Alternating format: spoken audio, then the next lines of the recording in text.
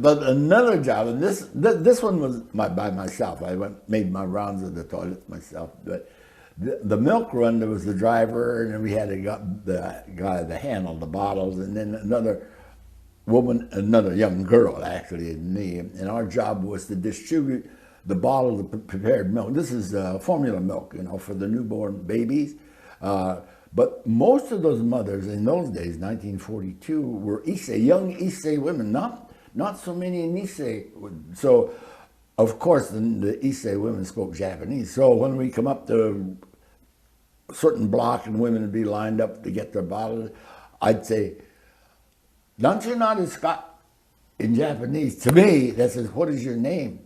And they'd look at me, kind of look at it. Then they'd catch. They say, "Oh, my name is so and so Watanabe." So then my friend and helper would give them the bottle of formula.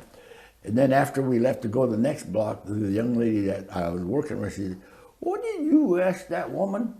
I said, "Danchu no desu ka? What is your name?" She said, "That's not the way you ask for a person's name." She said, "O namae wa nan desu ka?"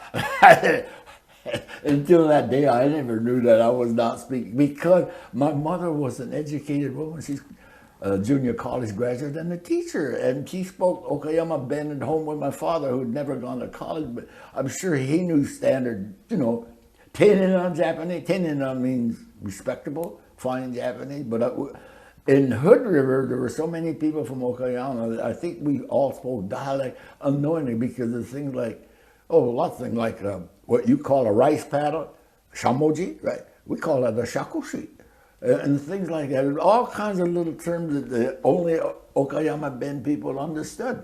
But I never knew that. I thought I was speaking good standard Japanese, and it wasn't. So not until you got to camp did Yeah. you realize Then that. I realized, I better not try speaking Japanese. Nanchu no desu ka?